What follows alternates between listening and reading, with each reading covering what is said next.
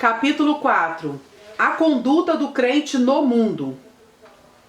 Nesta divisão que ora fazemos, descobrimos que a vida cristã é vivida não só do ponto de vista místico, como também ético. A conduta do crente é demonstrada na espiritualidade dentro da igreja. Vamos voltar aqui. A conduta do crente é demonstrada na espiritualidade dentro da igreja e nos elementos éticos que dignificam o testemunho, a nova vida em Cristo. Por isso, dentro dos capítulos 4 e 5 de Efésios, nos deparamos com as responsabilidades espirituais e éticas da vida cristã que contrastam com a vida do mundo. A palavra mundo deve ser entendida dentro do contexto teológico e não do gramatical. No grego, cosmos, a palavra mundo indica sistema de governos ou leis. No sentido espiritual, mundo representa o sistema satânico, conforme a Bíblia fala que o mundo jaz no maligno, isto é, esse mundo que está sob o comando de Satanás. A vida do crente no mundo deve ser notada pelas características próprias da nova vida. Aí nós temos a referência em 2 Coríntios, capítulo 5, verso 17, que se manifestam nas atitudes, hábitos, linguagem, etc. Paulo analisa a fundo essa tradução e apresenta os elementos éticos que se confrontam com o sistema de vida mundano. Parte 1. Um novo andar. Capítulo 4, verso 17 ao 19. A metáfora que encontramos na palavra andar expressa o significado da conduta do cristão no mundo em que vivemos. O novo andar contrasta com o velho andar. O verso 17 começa com uma forma negativa do ato de andar, contrastando com o verso 1, em que ele exorta que andeis como é digno da vocação com que fostes chamados. É um andar no Senhor. E digo isto, e testifico no Senhor. Paulo repete e reforça a exortação inicial do verso 1, quando diz: rogo-vos, pois eu. É um apelo pessoal do apóstolo, porém o faz baseado na ordem e reconhecimento do senhorio de Jesus, dizendo: e testifico ou digo no Senhor. Não é apenas a vontade do apóstolo, mas a do Senhor Jesus. A expressão testifico no Senhor mostra profunda comunhão entre o apóstolo e Cristo. Portanto, sob a autoridade, Paulo roga e exorta os crentes a um novo andar. É um andar não como o dos gentios, para que não andeis como gentios. O significado para não andar, nesta parte do texto, não indica uma atitude de inércia ou paralisação, mas o de não andar com os gentios, e sim andar como é digno da vocação com que fostes chamados. Capítulo 4, verso 1. É a referência do texto que eu acabei de ler. Vamos prosseguir com a leitura. Como os gentios, verso 17. A igreja é constituída de judeus e gentios, formando um novo povo que não é nem judeu nem gentio, mas igreja de Cristo. Por isso, quem era gentio não é mais, nem judeu tampouco, mas igreja. Se deixarmos a vida gentia, não pratiquemos mais os atos próprios do paganismo dos gentios. 5 características do velho andar. Vamos lá, versículo 17 ao 19. Paulo apresenta pela mesma 5 características próprias da vida do mundo para contrastar com a vida em Cristo Jesus. Primeira característica: andam. Vaidade do seu sentido. A verdade é própria daqueles que perdem a visão real de Deus, na experiência pessoal e então alijados de Deus. Buscam do seu próprio sentido, mente, a resposta para seu vazio interior. A vida humana sem Deus é vazia, por isso facilmente a vaidade toma posse de corações sem Deus e com a ilusão da idolatria. Assim, a vaidade torna-se um pecado do espírito do homem, porque anula o Deus verdadeiro e invisível e o troca por ídolos ocos, vazios, mortos. No original grego, a palavra vaidade significa falta de propósito, vazia, futilidade. Portanto, vaidade do sentido representa a tentativa do pecado de subestimar a Deus e em seu lugar colocar toda sorte de deuses mortos. Essa vaidade distingue-se na pessoa do desregramento de todos os elementos éticos, entregando-se às suas próprias paixões, conforme está escrito em Romanos capítulo 1, verso 21 ao 28. A mente, para os intelectuais modernos, é a rainha do corpo humano. Sem dúvida, ela é uma das partes mais importantes da vida, mas a mente sob o controle do pecado é pura vaidade.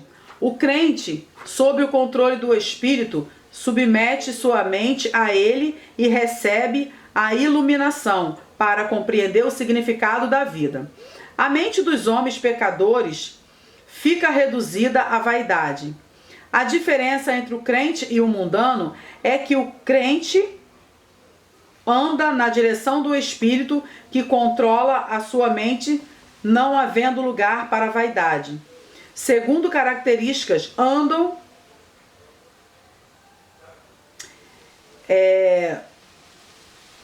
entenebrecidos no entendimento. Verso 18. A futilidade e o vazio da mente do pecador é por faltar-lhe conhecimento de Deus. A vaidade da mente obscurece o entendimento acerca de Deus, mas o conhecimento ilumina o entendimento. Sem Cristo, o homem está no escuro e as realidades espirituais não poderão ser compreendidas, porque a razão está entenebrecida. Só o Espírito Santo tem o poder de iluminar o entendimento acerca da obra de Cristo. Aí nós temos a referência em João 14, 28, João 16, 8 a 11, 2 Coríntios capítulo 4, verso 3 ao 6. Estar entenebrecidos no entendimento significa ser perdido. Toda a perdição real de Deus. Atos capítulo 26, verso 18, Efésios 5, 8, 1 Tessalonicenses 5, 4 e 5. O cegar perde, vamos voltar, o cego perde a percepção visual das coisas.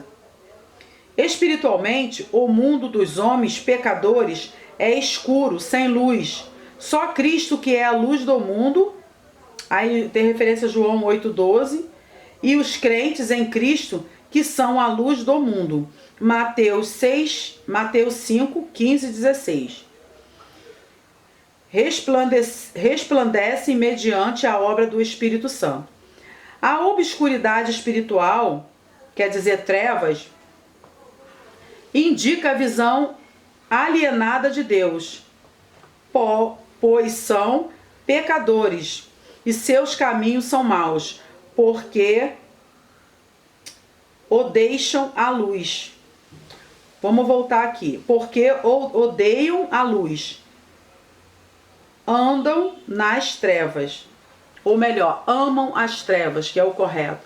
João capítulo 3, verso 19, 1, 2 e 3.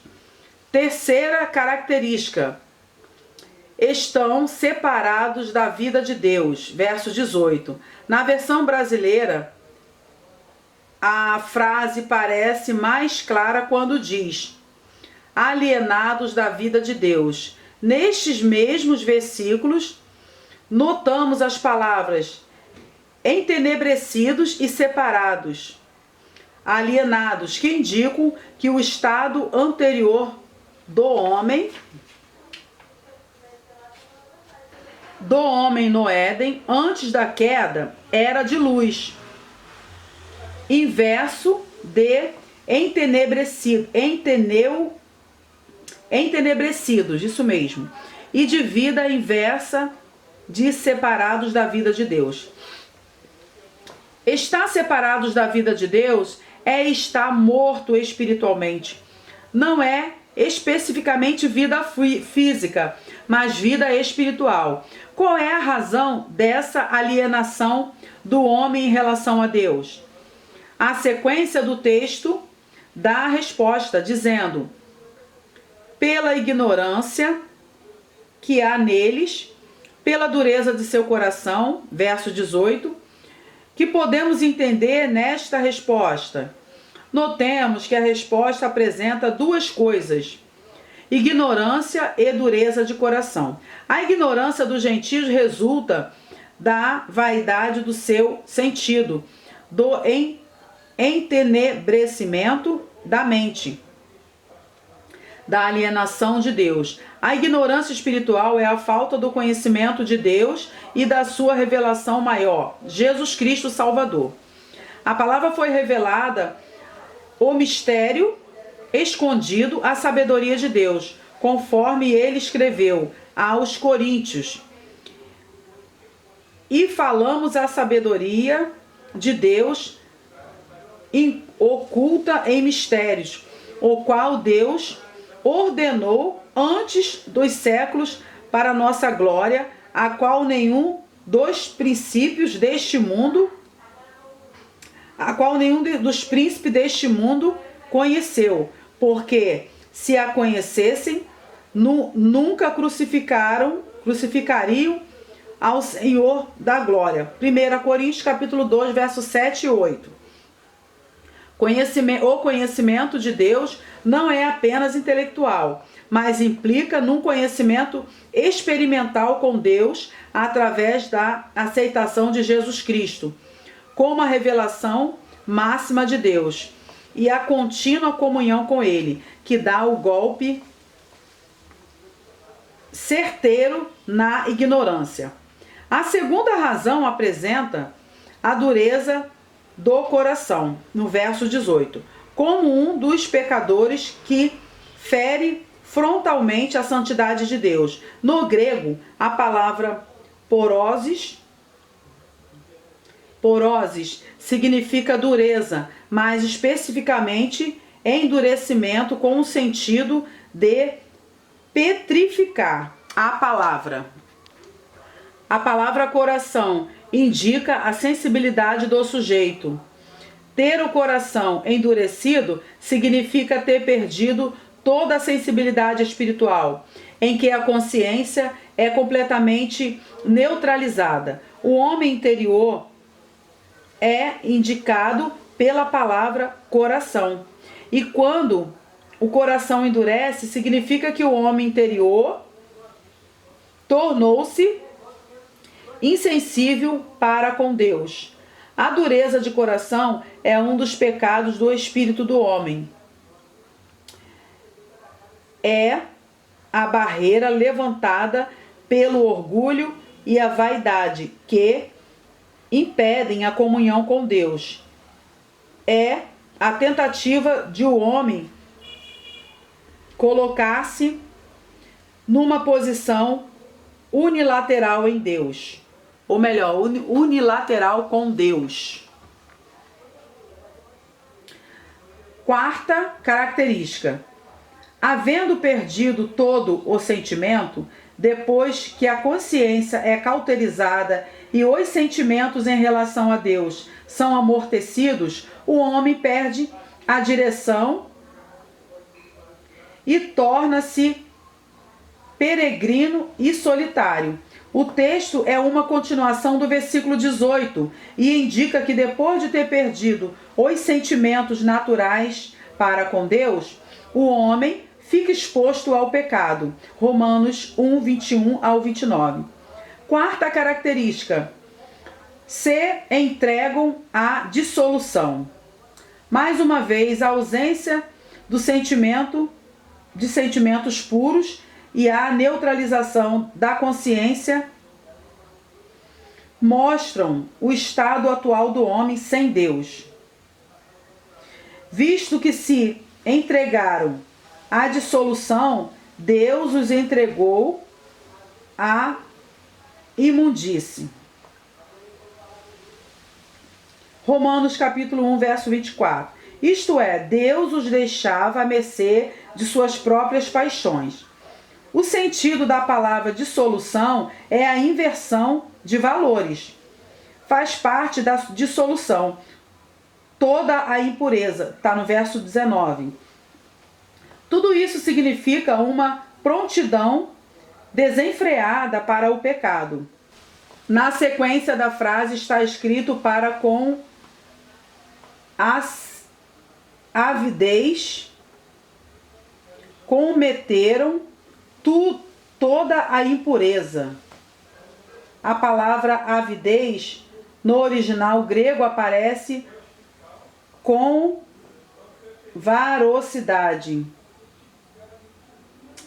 Normalmente, os dicionários a apresentaram como significado, significando o desejo imoderado, cobiça, sede, ansiedade, etc. A expressão bíblica para com avidez cometeram toda a impureza indica a razão dessa avidez, que é a busca de uma satisfação egoísta própria do pecado. Toda a impureza diz respeito a tudo que fere a santidade do corpo, da alma e do espírito. Parte 2. Um novo aprendizado. Está no capítulo 4, verso 20 e 21. Mas vós não aprendestes assim a Cristo, se é que o tendes ouvido. A conduta do crente é palmilhadas pelas verdades expostas nos evangelhos, os quais apresentam os ensinos de Cristo. Quando um pecador se torna uma nova criatura, tudo se transforma na vida dele. Coisas novas são próprias da nova criatura. Por isso, o novo andar abrange várias esferas da vida cristã, com um novo aprendizado. Esse novo aprendizado tem um tríplice significado. Significa aprender de Cristo, mas vós não aprendestes assim a Cristo. Não foi isto que vocês aprenderam a respeito de Cristo. A declaração do apóstolo, mas vós não aprendestes assim, indica o velho andar em contraste com o novo andar, que envolve um novo aprendizado. Aprender de Cristo ou acerca de Cristo está diretamente relacionado com o discipulado. O discípulo de Cristo aprende dele e se submete aos seus ensinos. O discípulo é aquele que recebe do seu mestre e faz exatamente o que aprendeu dele. O novo andar palmilha o caminho traçado ou aberto pelos ensinos de Cristo. Anda nas pisadas do Mestre. Anda nas pisadas do Mestre. Anda nas pisadas do Mestre. Aprender de Cristo é cultivar e assimilar a doutrina cristã. Esse aprendizado diz respeito à pessoa, aos atos e aos princípios da doutrina de Cristo. Por isso, quem aprendeu de Cristo não pode praticar atos próprios da vida pagã e ainda chamar-se cristão. O verdadeiro cristão vive o que aprendeu da doutrina cristã que está na Bíblia. Aprender de Cristo tem um sentido mais profundo do que simplesmente saber acerca de Cristo. Envolve uma experiência pessoal e definida. Diz respeito a uma mudança radical gerada pela transformação efetuada na obra expiatória da cruz. Essa experiência leva a pessoa a assimilar não só o conhecimento intelectual acerca dele, mas a sua natureza influencia espiritualmente. Envolve a comunhão com Cristo, que é resultado da nova vida recebida para viver em uma nova dimensão. Por isso deve o crente despir-se das roupagens da velha vida. 2 Coríntios, capítulo 5, verso 17. Outra parte. Significa ouvir de Cristo. Se é que o tendes ouvido e nele fostes ensinados. Este ouvir implica o mesmo significado de aprender de Cristo. Expressa a mesma ideia. Significa disposição para saber acerca de Cristo, ouvindo dele através dos ensinadores. Os efésios ouviram de Cristo através dos apóstolos e crentes experimentados, como se tivessem ouvido do próprio Cristo.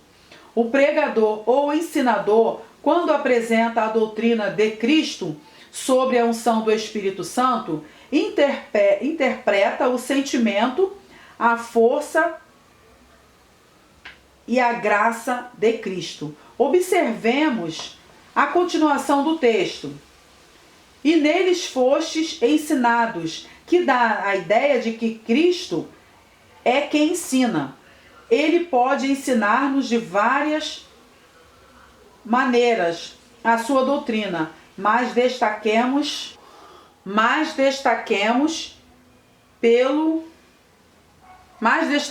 pelo menos duas maneiras. Ele pode ensinar-nos através da leitura e estudo sistemático da sua palavra, com o auxílio da oração.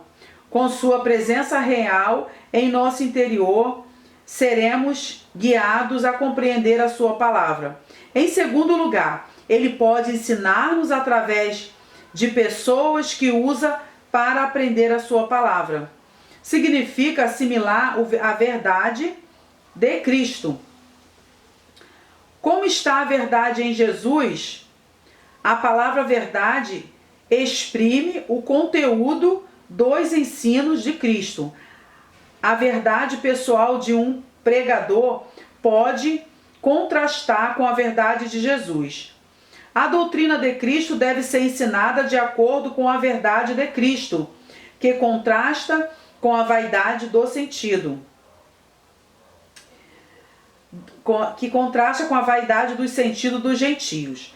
A verdade de Cristo não é meramente um conselho filosófico acerca de Cristo, mas é a expressão do seu caráter, daquilo que ele é em si mesmo.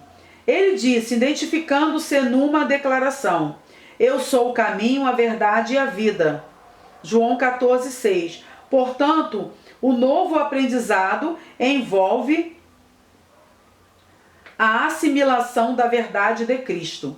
Significa reter essa verdade no coração e na mente. Significa aceitar a pessoa e a doutrina de Cristo. Parte 3. Um despojamento total do velho homem. Capítulo 4, verso 22.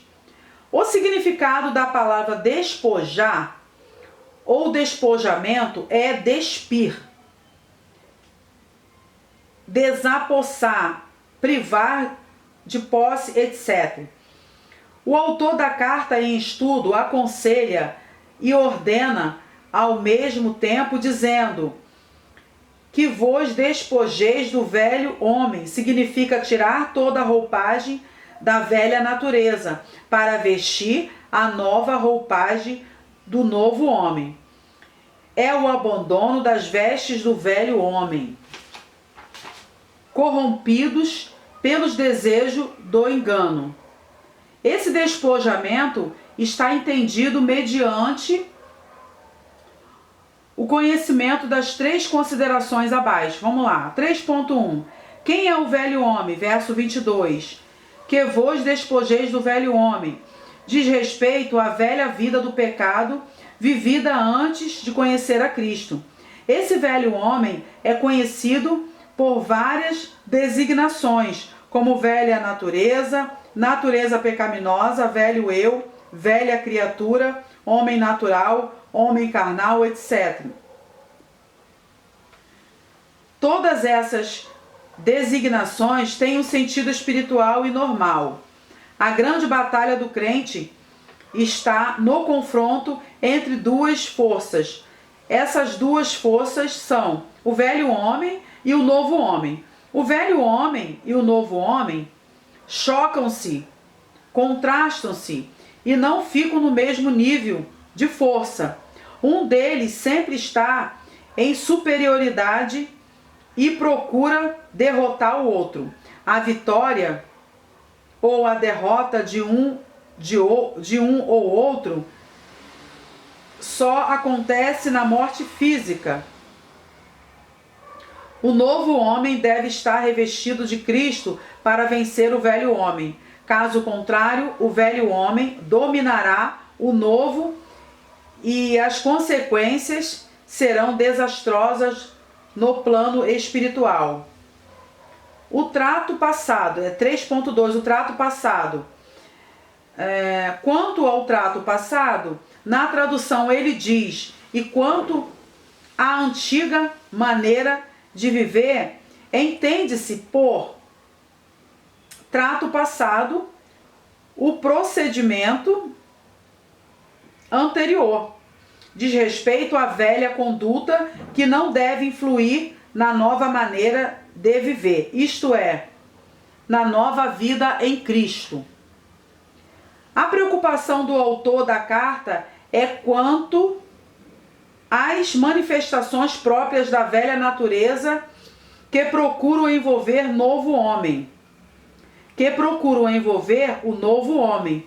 Por isso, o velho homem deve ser despido para que não venha a corromper o novo homem. O novo homem vive o presente e o futuro.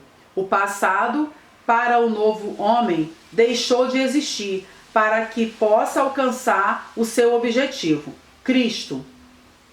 A antiga maneira de viver deve ser revestida para uma nova vida. 3.3. O velho homem que se corrompe pela concupiscência do engano. Na tradução BLH diz que está sendo destruído pelos seus maus desejos. Os desejos do velho homem são maus porque agem contra os do novo homem. Os desejos naturais do homem, próprio de sua condição física, são legítimos, mas é a corrupção de uma natureza que torna esses desejos ilegítimos e os leva à destruição moral, física e espiritual. Assim, esses desejos, antes legítimos, tornam-se armas do engano. A ideia da frase, como está expressa, indica uma corrupção progressiva. que se corrompe. O que e que corrompe a velha natureza? O que e que corrompe a velha natureza? É o engano que se personifica e se caracteriza pelas concupiscências, desejos fortes que iludem as pessoas e as fazem pensar que estão fazendo alguma coisa boa ou trazendo algum benefício para si mesma. Essas concupiscências do engano são os desejos provocados,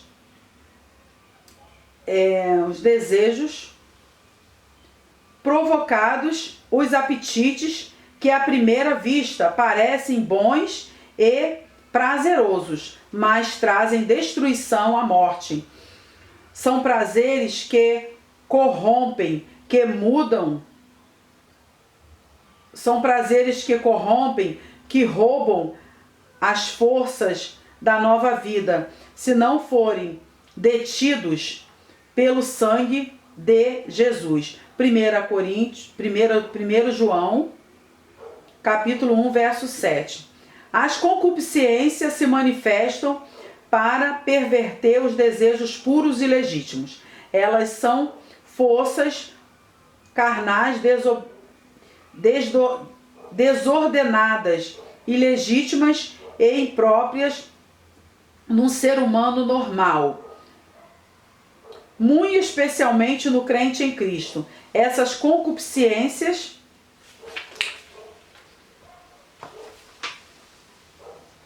devem ser repelidas pela nova vida em Cristo. 2 Coríntios, capítulo 5, verso 17.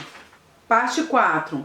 A renovação e revestimento do novo homem. O ato de renovar implica em tornar novo algo que é velho. Renovar é dar aspecto ou feição de novo a alguma coisa. O novo homem renovado. A obra de renovação no homem diz respeito ao mesmo mandamento para despojar-nos do velho homem. É tornar o velho homem e renová-lo, isto é, fazê-lo de novo. A diferença entre a renovação que Deus faz e a que o homem quer fazer está no fato de que só Deus pode mudar o interior de uma pessoa. O texto aqui diz: vós renoveis no espírito do vosso sentido. Verso 23. 3 palavras devem ser explicadas aqui: renoveis, espírito e sentido. Se temos a tradução de BLH, que diz: seus corações e suas mentes devem ser completamente renovados. A palavra renoveis já está explicada acima. A palavra espírito dá a ideia da mais elevada intuição espiritual, que conduz a mente à compreensão de alguma coisa. Já a palavra sentido diz respeito à mente ou ao entendimento.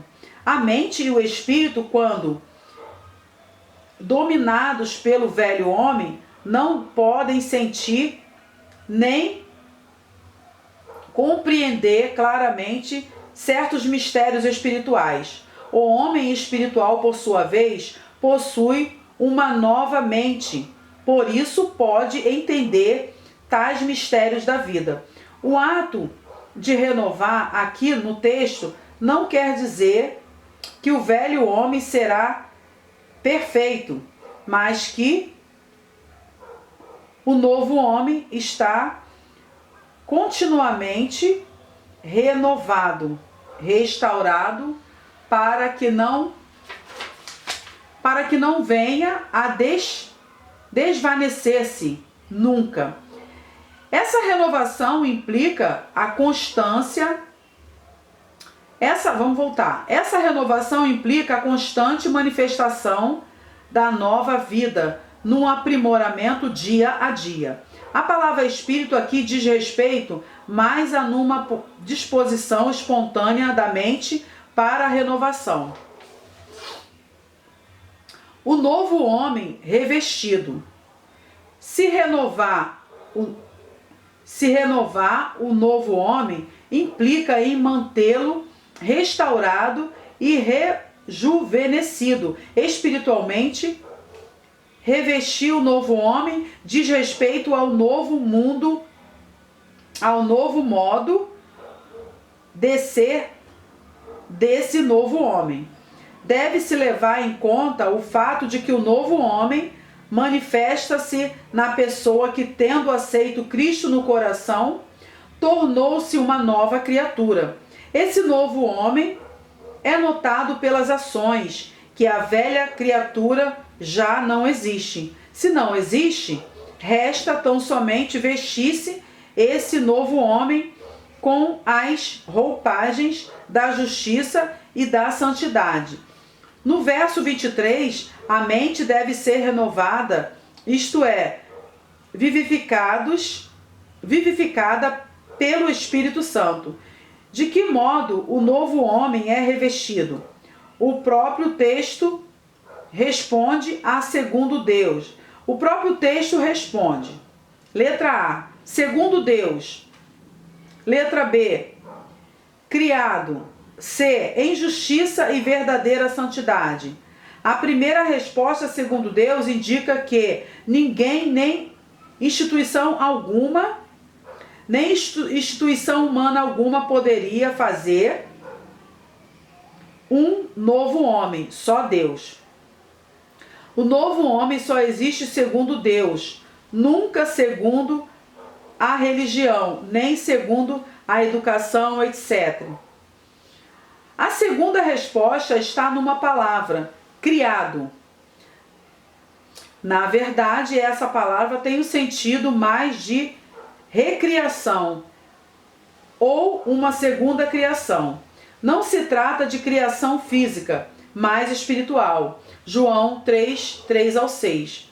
A terceira resposta indica o tipo de vida, o novo modo de viver do novo homem, que é em verdadeira justiça e santidade. Todos os modos passados do velho homem foram anulados para o novo molde espiritual. Assim como o velho homem é despido, também o novo homem é vestido de novo, não mais com as vestes velhas, mas com vestes novas. O novo homem é o crente regenerado pelo Espírito Santo, que se distingue do velho homem. O vestir o novo homem não significa colocar vestes novas sobre o velho homem, mas fazer tudo de novo. A palavra justiça diz respeito à retidão que é própria de Deus, mas que veste o novo homem. Isto é, Deus a transmite aos regenerados. A palavra santidade tem um sentido moral e espiritual. A santidade é própria de Deus e indica a separação entre ele e o pecado, mas ele a transmite pelo Espírito Santo aos fiéis. E esses serão vestidos da santidade. O novo homem vivendo, capítulo 4, verso 25 ao 32. O novo homem não é uma estátua de mármore, imóvel e sem vida, mas ele vive para glorificar a Deus. O novo homem é diferente do velho homem. Algumas características destacam do velho. O início do verso 25, pelo que reúne-se diferença exigidas pela nova vida. Essas diferenças falam da nova roupagem do novo homem, pelo que são palavras que exprimem inicialmente uma forma negativa para concluir com um ensino positivo. Os versos 17 e 24 mostram a diferença entre as obras do crente e as do gentio. Isto é, as obras do novo e as do velho homem. Eis algumas exortações para o novo modus vivendi do novo homem em Cristo. Essas exortações estão nos versículos 25 e 32. Deixar a mentira. Deixar a mentira. O verbo deixar aqui tem a mesma conotação do verbo despojar do verso 22. A mentira não é própria da nova vida. A palavra mentira aparece no grego como pseudo, que pode representar qualquer tipo de desonestidade ou falsidade proferida ou vivida. Deixar a mentira implica não só em deixar de falar mentiras, mas em deixar a mentira completamente na conduta do dia a dia. Pois a mentira profere com a língua e a mentira vivida nas atitudes diárias. Assim como o apóstolo ordena o despojamento do velho homem, assim também o novo homem deve deixar todos os hábitos antigos do velho homem. Outra parte também, deixar a ira. Irai-vos e não pequeis. A ira deve ser encarada sobre algumas considerações. Se a ira é obra da carne, conferir Gálatas 5:20. Por que então o mesmo autor de Gálatas e Efésios declara irai-vos? Parece um paradoxo. Entretanto, é bom avaliarmos a importância e a relação dessa declaração paulina. Não se pode estabelecer uma regra ou uma única interpretação, mas pode-se sugerir alguma ideia que aclare o texto. Irai-vos e não pequeis. Podemos avaliar as significações do texto e veremos que irai-vos apresenta-se numa forma permissiva. Já o final do texto, e não pequeis, tem um sentido negativo. O mandamento é mas a ordem é dupla e distinta. A primeira ordem do mandamento abre espaço para a ira, quando expressa irai-vos. É um tipo de ira permitida e que deve ser avaliada do ponto de vista moral e espiritual. A ira pode surgir no novo homem como uma reação natural contra qualquer forma de pecado que afete a nova vida em Cristo. Ela pode ser anotada quando o novo homem repete espontaneamente, mas com firmeza, os ataques ao pecado. É um tipo de indignação justa. É um termo usado por alguns autores. Porém, outro tipo de ira é aquela indignação carnal, própria do homem carnal. É um tipo de ira gerada por alguma paixão incontrolável que se apodera da pessoa. Esse tipo de ira carnal do velho homem é também tipo de defesa das obras desse velho homem. Assim, o ato de repelir ou reagir contra o pecado e suas formas de ataques é um tipo de ira permitida. Da mesma maneira, existe o tipo de ira negativa. Irai-vos conscientemente contra toda a possibilidade do pecado. Irai-vos naturalmente pelo Espírito para não permitirdes que algo venha a ferir a santidade de Deus. Não vos ireis quando fordes tentados a pecar contra vós mesmo e contra Deus. Não vos ireis para dar ocasião ao velho homem de levantar-se. A expressão não pequeis é outra ordem do mesmo mandamento. É uma ordem subsequente à primeira ordem, irai-vos. Dá a ideia de que o crente pode irar-se, desde que essa ira não conduza ao pecado. Já explicamos os dois tipos de iras. Um pode ser até benéfica, o outro é negativo, pois conduz ao pecado. A ordem não pequeis está diretamente ligada à possibilidade de pecar através da ira carnal, provocada pelo velho homem.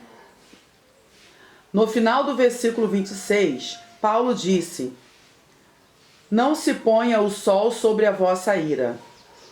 Capítulo 4, verso 26.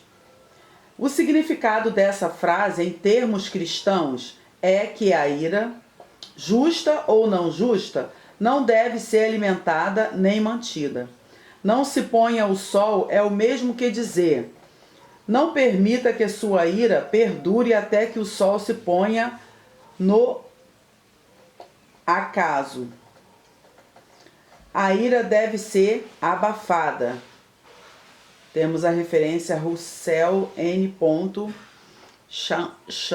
Champlin. Disse em seu comentário: a ira justa é ordenada e não somente permitida. Uma pessoa que se permite viver cheia de rancores é desequilibrada, sem domínio próprio. Esse é o tipo de ira negativa. Paulo não encoraja ninguém a dar lugar à ira, mas exorta a evitá-la. Não dar lugar ao diabo. Não deis lugar ao diabo. Capítulo 4, verso 27. Este versículo está diretamente ligado ao versículo 26, que fala da ira. Se dermos lugar à ira, isto é, se permitirmos que a ira envolva os nossos corações, mais facilmente estaremos abrindo as portas para o diabo entrar em nossa vida. O diabo está sempre alerta para as oportunidades que dermos a ele de entrar. Ele busca essas oportunidades. 2 Coríntios capítulo 2, verso 10 e 11. Como a ira é uma das portas pelas quais Satanás procura entrar, devemos manter essa porta fechada, isto é, evitar toda sorte de ira que facilite a entrada do maligno. Deixar o furto. Aquele que furtava, não furte mais. Capítulo 4, verso 28. O apóstolo sabia que o evangelho havia alcançado toda sorte de gente, e entre esses, aqueles que tinham a fraqueza de praticar o furto.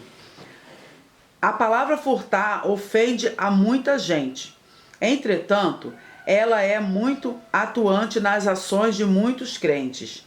Paulo não falava para descrentes, mas para pessoas que já haviam experimentado a nova vida em Cristo e se diziam novas criaturas. Nas ações menores, naquelas que não aparecem. Vamos voltar aqui. Nas ações menores, naquelas que não aparecem.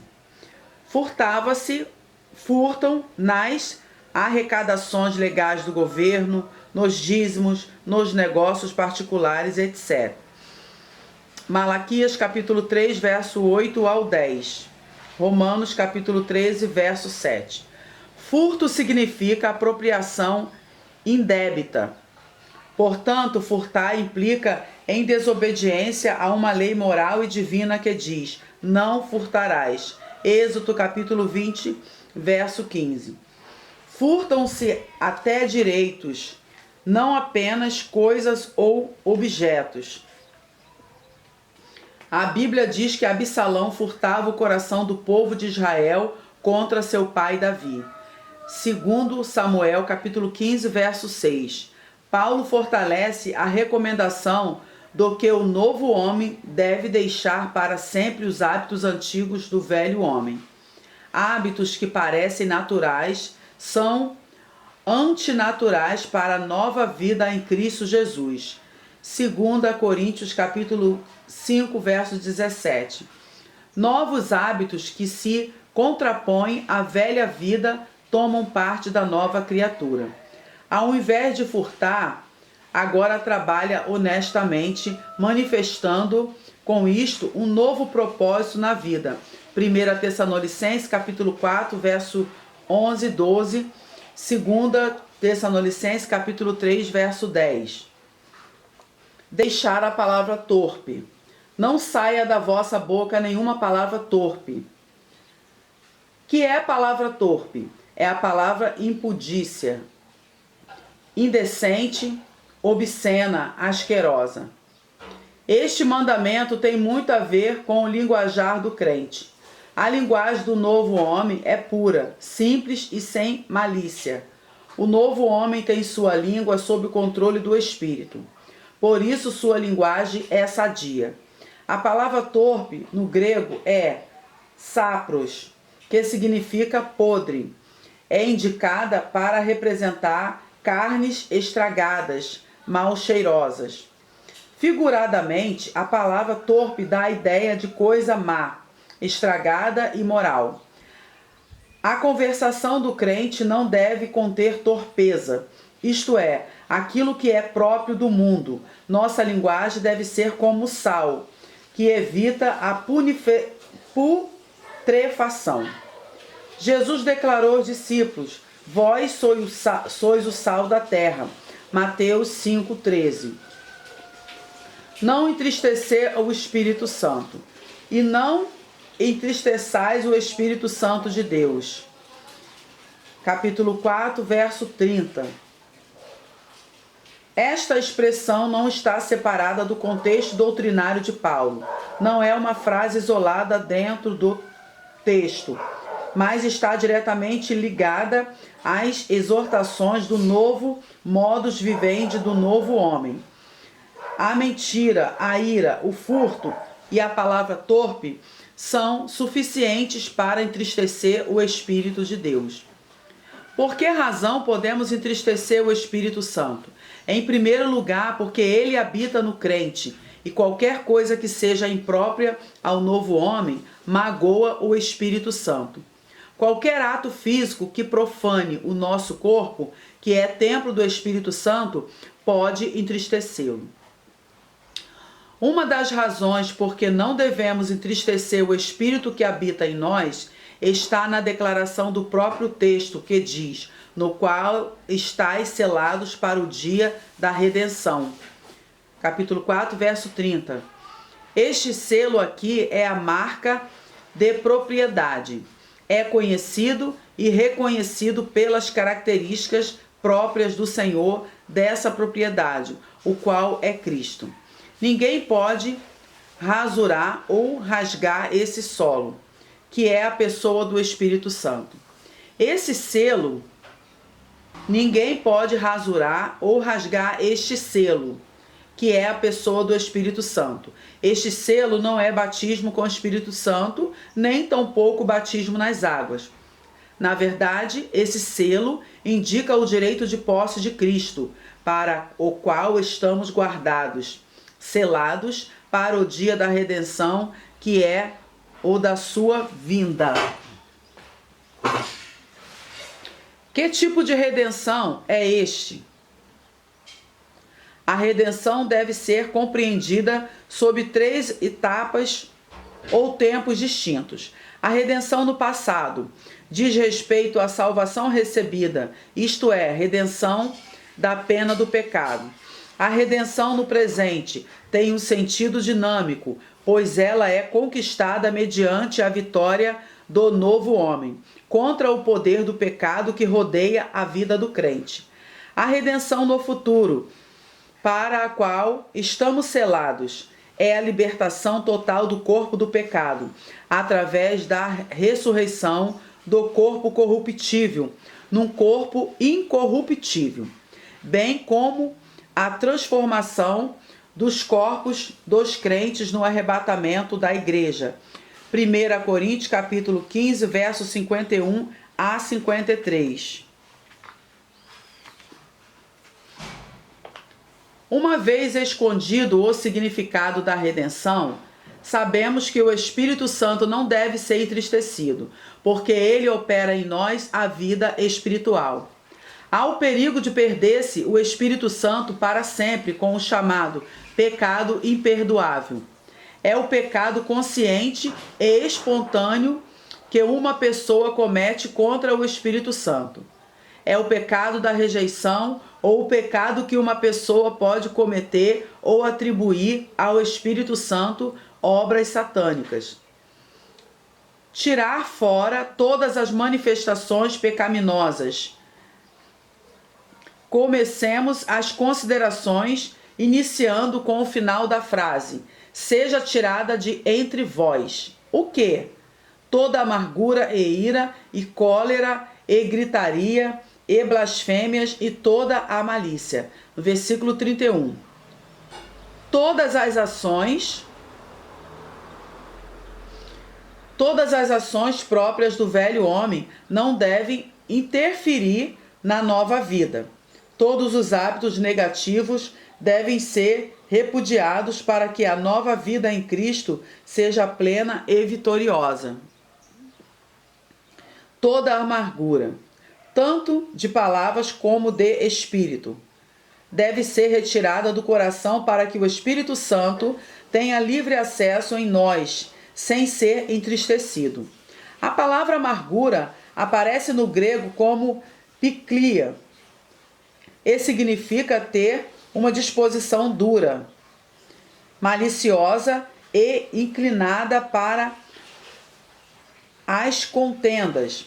Na verdade, um crente com o espírito amargurado impede a operação livre da vida do Espírito Santo em seu interior.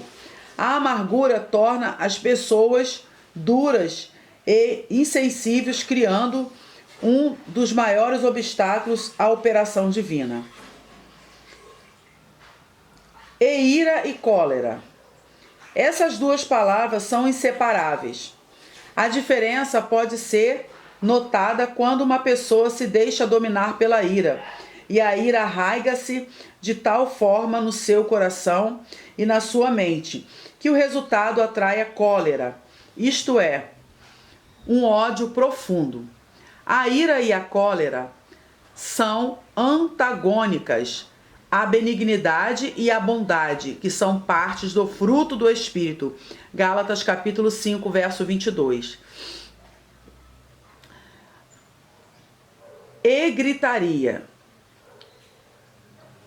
Efésios capítulo 4, verso 3, 7, 3. No versículo 31, diz respeito àquele tipo de escândalo público que fazem as pessoas sem domínio próprio. Gritaria pode resultar da ira e da cólera. Uma pessoa encolerizada muda de feição, perde o domínio e o senso de ridículo. Gritaria não deve estar nos hábitos da nova criatura, mas a mansidão e a temperança. Gritaria pode resultar da ira e da cólera. Uma pessoa encolerizada muda de feição, perde o domínio próprio e o senso de ridículo. Gritaria não deve estar nos hábitos da nova criatura, mas a mansidão e a temperança.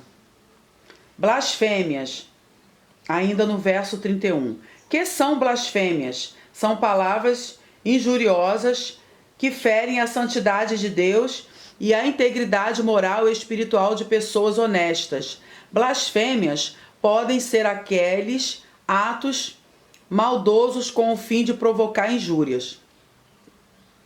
E toda a malícia, ainda no verso 31. Aqui está a fonte dos pecados contra o Espírito Santo. No grego, a palavra malícia é kákia, que quer dizer maldade, depravação, vício, iniquidade. Malícia tem o sentido de malignidade, isto é, de atos malignos, diretamente ligados ao diabo.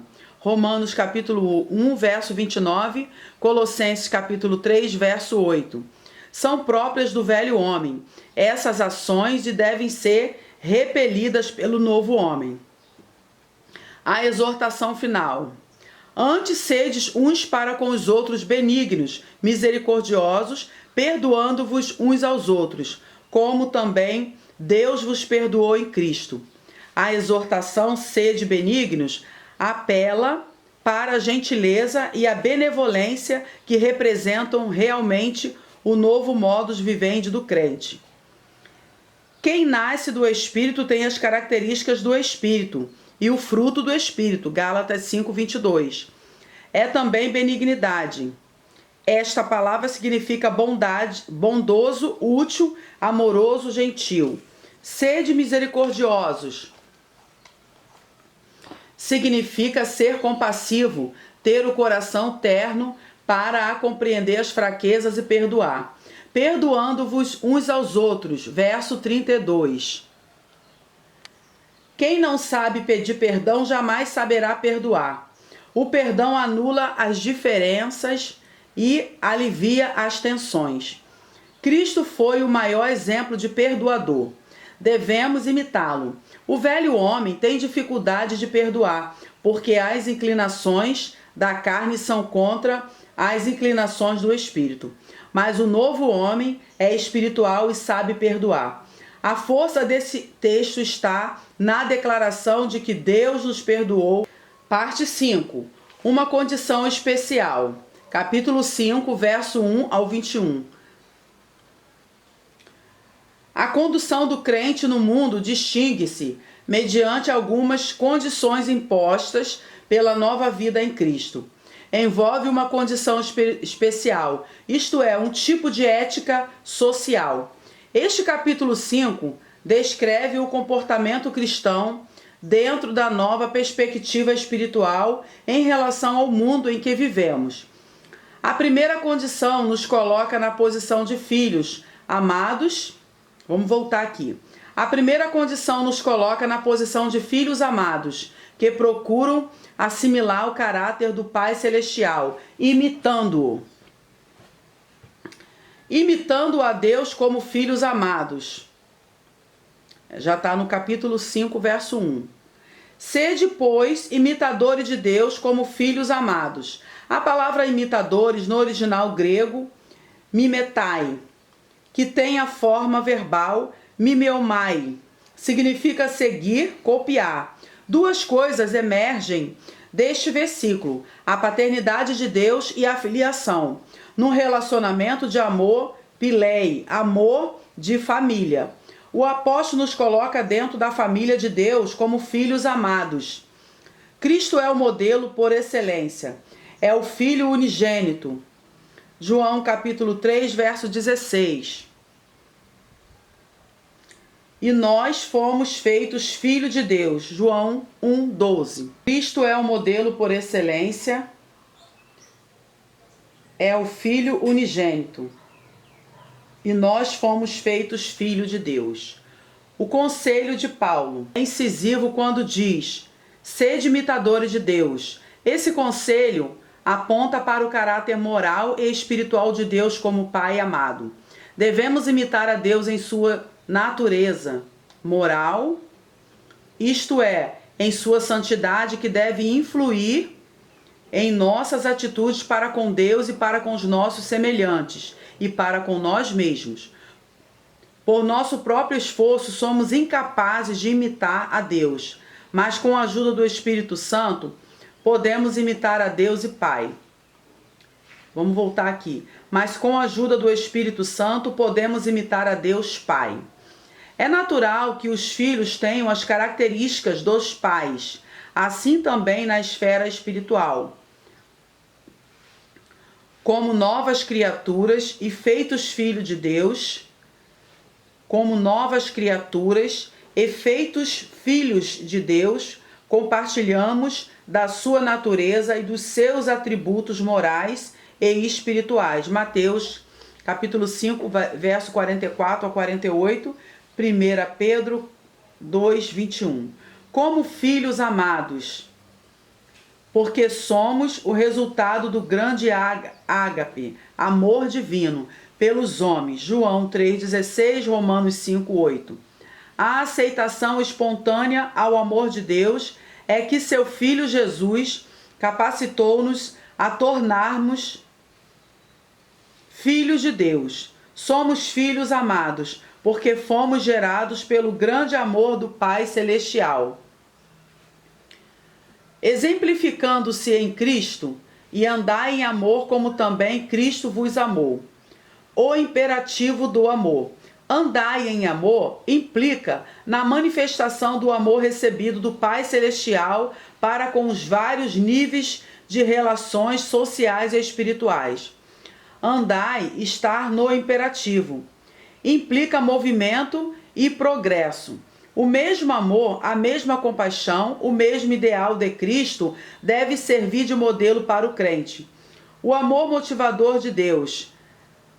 O amor motivador de Deus Pai deve ser correspondido com o nosso amor filial.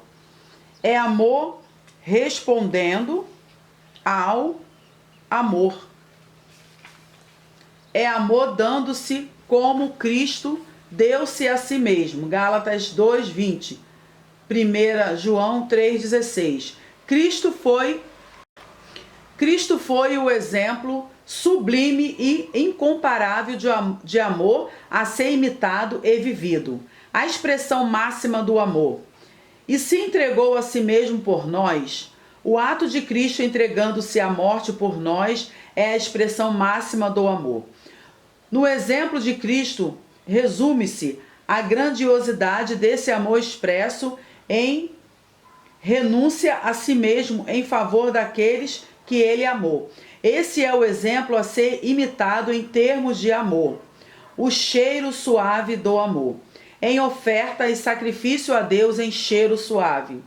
As palavras oferta e sacrifício são interligadas. Uma explica a outra. A conotação do texto aqui está no Velho Testamento, mas tem um sentido espiritual profundo. A palavra oferta no grego é prospora, e diz respeito às oferendas incruentas, isto é, sem morte, que eram apresentadas a Deus. Na frase em oferta em sacrifício, que está aí no capítulo 5, verso 2, a palavra oferta está ligada ao ato espontâneo de Cristo em dar-se a si mesmo, ao Pai, em favor dos pecadores. Já a palavra sacrifícios refere-se à sua entrega à morte em nosso lugar. Filipenses capítulo 2, verso 5 ao 8. Em cheiro suave, diz respeito,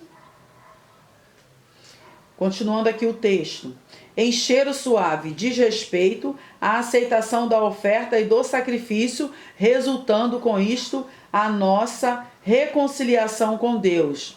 Mateus 3, 17, 2 Coríntios 5, 18, 19, Hebreus 10, 6 ao 17. Repelindo as práticas carnais. Está em Efésios capítulo 5, verso 3 ao 5. Paulo lembra aos Efésios os nomes de algumas práticas carnais próprias do velho homem, conforme está explícito no capítulo anterior, capítulo 4, 17 e 24. Agora ele traz à tona essas práticas para mostrar-nos a vida distinta do novo homem em relação à velha vida. O versículo 2 é uma ordem: andai em amor. E para andarmos em amor, toda ação egoísta e carnal, expressa em práticas carnais, deve ser repelida. Letra A. Prostituição. Efésios capítulo 5, verso 3. O novo homem abomina a sorte de pecados que possam manchar sua nova vida. A prostituição é o pecado sexual feito fora do casamento. Letra B. Impurezas. Efésios capítulo 5, verso 3. Toda a impureza. Fala dos atos sexuais inaturais que resultam em perversões baixas e destrutivas. É um tipo de pecado que amarra o andar em Cristo. São aqueles pecados conhecidos como masturbação, relações sexuais impróprias, etc.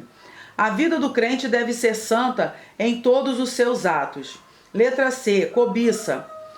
Efésios capítulo 5, verso 3. E cobiça que tem o sentido avidez, está diretamente ligado aos pecados de natureza moral e se caracteriza por uma paixão doentia. A força das palavras do apóstolo quando diz: nem ainda se nomeie entre vós, está no fato de que tais pecados não só devem ser repelidos, mas também não lembrados entre os santos. Letra D. Torpezas. Capítulo 5, verso 4. Nem torpezas que são conversações e atitudes feias e vergonhosas. Os vícios da fala, como gírias indecentes e palavras ou expressões imorais, são impróprias ao crente. Palavras torpes são palavras ocas, irreais e imundas. Vivemos em meio a uma sociedade libertina, em que a linguagem tem perdido muito da sua pureza e brio. Letra E. Parvoices. Capítulo 5, verso 4. Ainda, né? Nem parvoices. Que são parvoices?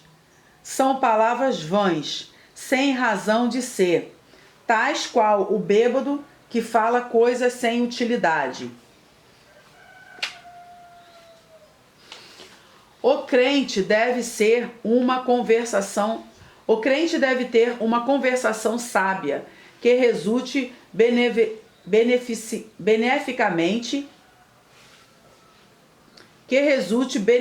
beneficamente e evitar conversa de tolos. Letra F. Chocarrices. Ainda no capítulo 5, verso 4. Nem chocarrices. No grego a palavra é eutrapelia, que quer dizer leviandade, gracejo atrevido,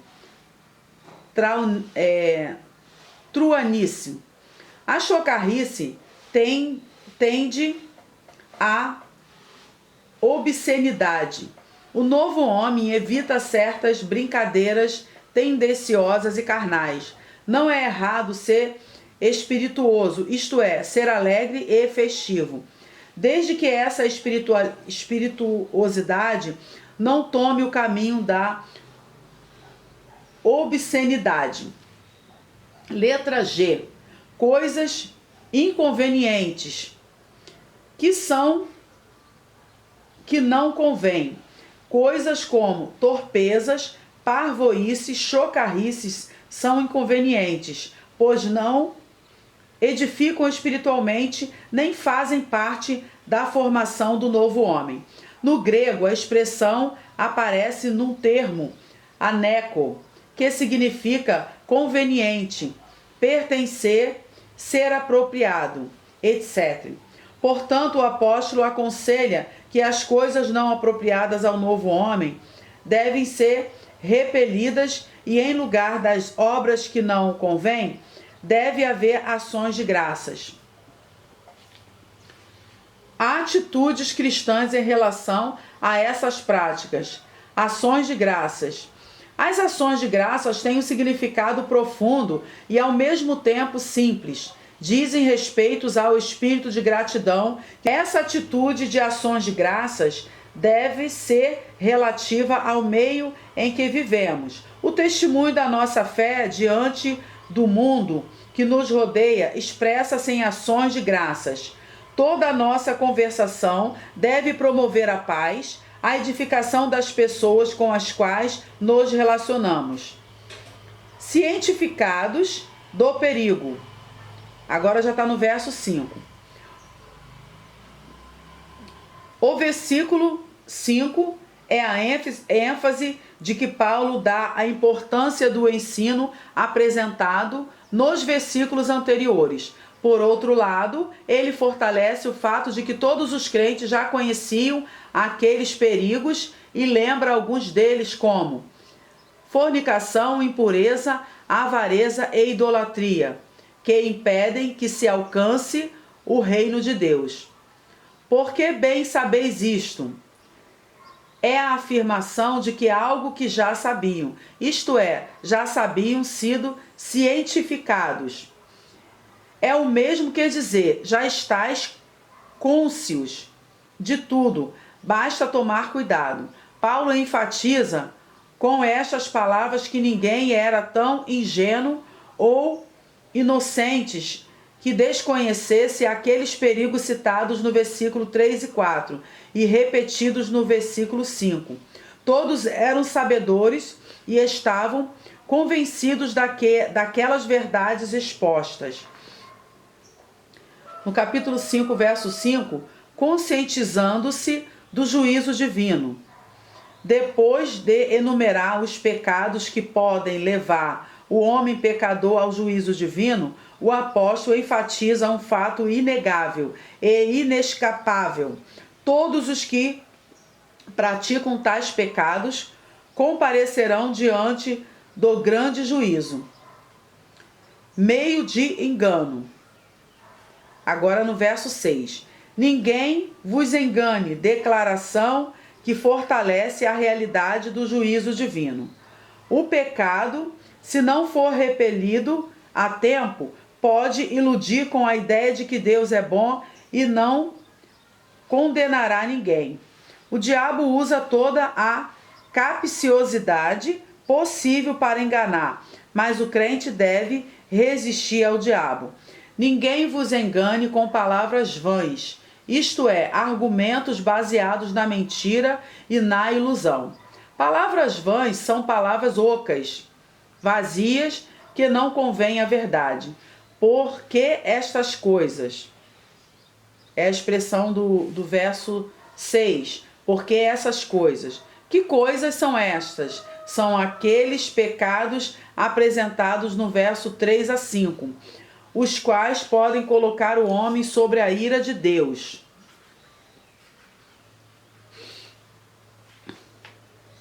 Expressão máxima do juízo divino. A ira divina aqui expressa o divino, o juízo de Deus. Vamos voltar aqui. A ira divina aqui expressa o juízo de Deus. É a manifestação justa contra os pecados cometidos. O sentido da ira de Deus, neste texto, é duplo, presente e futuro. Entretanto, ela tem mais sentido presente que futuro, porque a manifestação dessa ira divina será no juízo final, mas a partir do momento em que o homem comete o pecado, o juízo está aplicado, ele fica debaixo da ira de Deus, até o juízo final. Manifestação do juízo divino sobre os filhos da desobediência. Todos os pecados cometidos pelos homens os torna filhos da desobediência. A prática do pecado é a desobediência contra Deus. Portanto, não sejais seus companheiros, isto é, dos filhos da desobediência daqueles que praticam o pecado. A tradução literal dessa frase explica melhor o que Paulo quis ensinar. Não vos torneis participantes com eles. O crente está neste mundo, mas deve ter cuidado com as amizades mundanas. A associação fácil que certos crentes fazem com os descrentes é perigosa, porque pode torná-lo-se acessível à possibilidade do pecado. O novo homem deve evitar amizades mundanas, capazes de influenciar sobre sua vida e levá-lo a participar de pecados que contrariam a nova vida em Cristo Jesus. Andando como filhos da luz. A expressão filhos da luz se contrasta com filhos da desobediência. O passado de trevas. A primeira grande afirmação está nas palavras: noutro tempo eres trevas. Capítulo 5, verso 8. Que tempo era esse? O tempo do velho homem, quando este andava na senda das trevas. Não só seu caminho era de trevas, mas ele mesmo era todo trevas. Eres trevas, está no passado e é lembrado para denotar a diferença agora que são luz. A vida pagã e pecaminosa não tinha luz nenhuma, mas a nova vida gerou a luz. Cristo é a luz dos homens. João capítulo 8, verso 12. As obras das trevas eram infrutuosas, mas agora as obras da luz têm o fruto do Espírito. Gálatas 5, 22, Efésios 5, 9, 10. O presente de luz. O conselho aos que estão na luz é: andai como filhos da luz. Como filhos das trevas, nossas obras eram infrutuosas, não tinham sentido nenhum.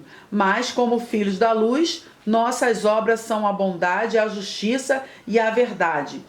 O fruto do Espírito é, na verdade, o fruto da luz existente no crente em Cristo. A luz manifesta-se nas nossas ações e reflete o nosso caráter transformado pelo Evangelho. Deus é luz. João 1:9, João 9:5. E seus filhos andam na sua luz como filhos da luz. A nossa luz reflete o caráter de Deus. Deus é luz, e seus filhos andam na luz como filhos da luz. A nossa luz reflete o caráter de Deus. As obras infrutuosas das trevas. Os versos 11 a 13 apresentam as obras infrutuosas dos filhos das trevas. O apóstolo aconselha que reprovemos tais obras e evitemo-las, porque a luz não se comunica com as trevas, mas as condena. A manifestação das obras infrutuosas pela luz. A luz tudo manifesta. Nenhum pecado fica oculto mediante a luz. Ela tem um poder revelador. O espírito que habita no crente não convive com o pecado. Por isso, quando o pecado é cometido, o espírito se retira e a luz revela a treva daquela vida. O despertar das trevas mortais para a luz da vida. Capítulo 5, verso 14. No verso 14, Paulo faz uma citação quando diz: porque, pelo que diz, foi um meio de fortalecer seu argumento e ensino citado uma escritura do Velho Testamento, Isaías capítulo 9, verso 2, Isaías capítulo 26, verso 19 e profeta Isaías capítulo 52, verso 1, 60, verso 1. Desperta tu que dormes, capítulo 5, verso 14. A ordem é para quem está morto espiritualmente. É uma linguagem figurada que Paulo usa. O despertar aqui é para a vida espiritual. Levanta-te dentre os mortos. Já está no versículo 14 também. É sair do meio dos mortos porque a luz já está raiando. É deixar as trevas da morte espiritual e vir para a luz que é Cristo. E Cristo te esclarecerá. Ele alumiará teu caminho. Ele aclarará tua mente com a sua luz. João capítulo 5, verso 25. O verso 14 é figurado. Nada tem a ver com a ressurreição dos mortos. Procedendo como sábios. Portanto, vede prudentemente como andais. Andar com cautela não significa andar com desconfiança e medo, mas é andar sabiamente. Visão e conhecimento. Se somos filhos da luz, entendemos que a luz implica visão e conhecimento. Não apenas devemos ver os perigos, mas devemos ter conhecimento de causa. Andar prudentemente é andar avisadamente. É saber que o mundo em que vivemos jaz no maligno. E não devemos apagar a luz, mas permitir-lhe que alumie o nosso caminho. Sensatez e responsabilidade.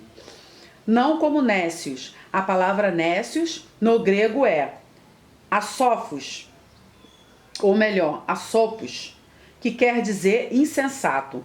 O nécio não avalia sua responsabilidade, mas lança-se desordenadamente sobre o perigo. Ser nécio é desconhecer a luz, mas o sábio anda e conhece a luz. Mas como sábios? Significa andar governado pelo bom senso, pela prudência e pela sensatez. Andar como sábios é andar na luz, é obedecer aos princípios da sensatez. Remir o tempo. Andar como sábios é remir o tempo conforme está expresso. Remindo o tempo é usar bem o tempo disponível. O sábio não desperdiça as oportunidades surgidas, mas as aproveita para o bem. Os filhos da luz não matam o tempo, mas popularmente afirmamos, mas administram-no com sensatez. Porque os dias são maus. A maldade de nossos dias é quase incontrolável e o crente deve ter consciência da brevidade da vida física, bem como da eternidade da vida de além-túmulo. O mau uso do tempo agora será colhido negativamente na eternidade. Bom senso e diligência. Pelo que não sejais insensatos. As duas primeiras palavras, pelo que, refere-se ao cuidado exigido nos versículos 15 e 16. A complementação dessa frase inicial, não sejais insensatos, mais uma vez fortalece a necessidade de agirmos com sabedoria. Não ser insensato aqui é o mesmo que dizer, leve em conta este ensino. Conhecimento da vontade divina, mas entendei qual seja a vontade do Senhor. Os versículos anteriores ao versículo 17 mostram qual é a vontade do Senhor para com os seus servos. Ela inclui todos os requisitos da sensatez exigida. Diz respeito a tudo quanto o Senhor quer de melhor para seus servos. Há um plano divino para cada vida, e esse plano está contido na palavra de Deus. Tudo o que Deus quer para o homem está na Bíblia. A sua palavra é o resultado da sua vontade.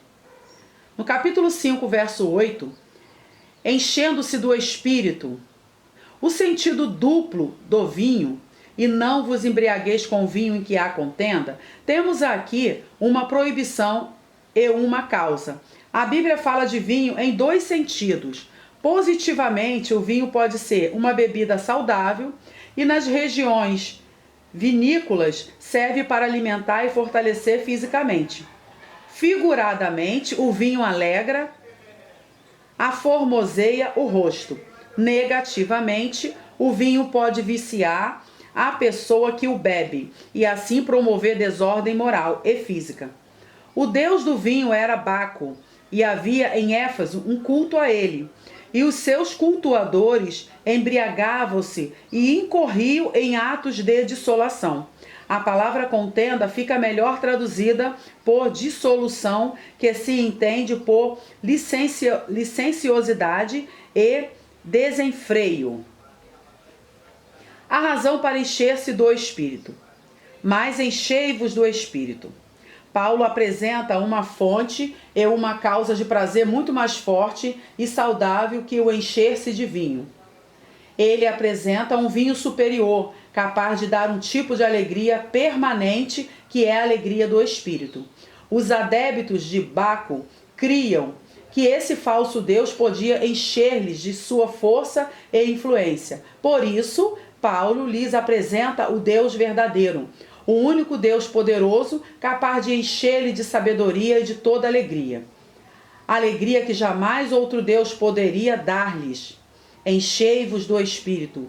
É um convite e uma ordem para os crentes efésios. A ordem para encher-se do Espírito, a ordem enchei-vos, dá a ideia de um enchimento progressivo, isto é, ir se enchendo até transbordar. Russell N. Chaplin, em seu Novo Testamento, interpretado, lá no volume 4, página 625, diz: um indivíduo pode ser preferência ou pelo vinho ou pelo Espírito Santo, pois uma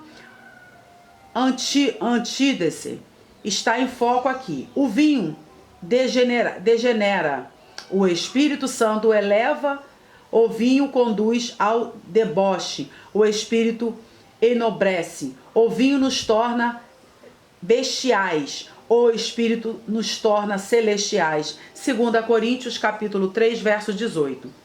Os Efésios do enchimento do Espírito.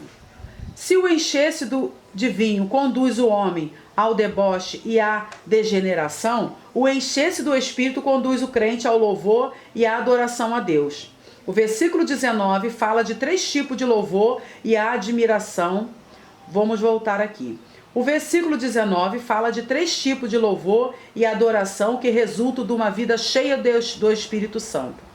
O primeiro tipo fala de salmos, referindo-se ao Salmo de Davi, Asaf e Moisés, que contém expressões proféticas acerca do Messias, etc. A palavra salmos aparece no grego com o sentido de cânticos acompanhados por harpa ou outro instrumento musical. O segundo tipo fala de hinos, que eram cânticos de louvor a Deus, mas entoados espontaneamente vindos do coração. O terceiro tipo de louvor era com cânticos espirituais. Esse tipo tem sido interpretado de 2 maneiras. Alguns acham que são aqueles cânticos poéticos regulares, previamente preparados para o louvor. Outros interpretam como sendo os cânticos produzidos no interior do espírito do crente cheio do Espírito Santo. Normalmente, o crente batizado com o Espírito Santo entoa cânticos espirituais, com línguas estranhas, isto é, com línguas variadas, conforme o Espírito excede aquele crente que fala ou canta. Esses cânticos espirituais são os cânticos do nosso espírito interior, louvando espontaneamente ao Senhor, sem a interferência da inteligência, mas estritamente produzidos pelo Espírito Santo e ensinados ao espírito interior do crente. Ações de graças pela plenitude do Espírito. O resultado natural do crente cheio do Espírito Santo é a certeza de que nada do que possa fazer espiritualmente depende dele mesmo, mas o espírito de ações de graças habilita o crente a testemunhar da bondade do Senhor. Quando estamos cheios do Espírito Santo, aprendemos a dar graças por tudo. A expressão por tudo inclui a bonança e a tempestade, a saúde e a doença, a alegria e a tristeza. Quando sabemos dar graças por tudo, estamos aptos para conquistar a vitória maior. Não apenas dar graças em tudo, mas dar graças por tudo. Romanos capítulo 8, verso 28. Este tipo de ações de graças é uma forma de adoração a Deus que resulta em bênçãos. Resultados da plenitude do Espírito. O versículo 21 mostra que resultado espiritual numa vida cheia do Espírito Santo, quando diz, sujeitando-vos uns aos outros no temor de Deus. A sujeição aqui tem sentido mútuo e quebra todo individualismo dentro do corpo de Cristo, a igreja que trabalha em comunhão. Todos os membros desse corpo trabalham em unidade e sujeição. A insubordinação traduz-se em rebelião contra Deus e contra a igreja como comunidade. Filipenses capítulo 2, verso 3. A expressão temor de Deus fala do respeito devido a Deus e do reconhecimento da sua soberania entre as nossas vidas. Algumas versões da Bíblia apresentam o texto no temor de Cristo. Entretanto, não se faz necessário discutir a colocação nominal do texto, pois o princípio dessa expressão se encontra em todo o Velho Testamento, quando apresenta o temor do Senhor. No Novo Testamento, a ideia de temor de Cristo é facilmente aceita por Deus. Vamos voltar aqui. No Novo Testamento, a ideia de temor de Cristo é facilmente aceita, pois está escrito revelado. Portanto, toda sujeição deve ser feita no temor de Cristo. visto que a nossa esperança e a nossa glória é Cristo. Aleluia! Glória a Deus. Terminamos assim o capítulo 4.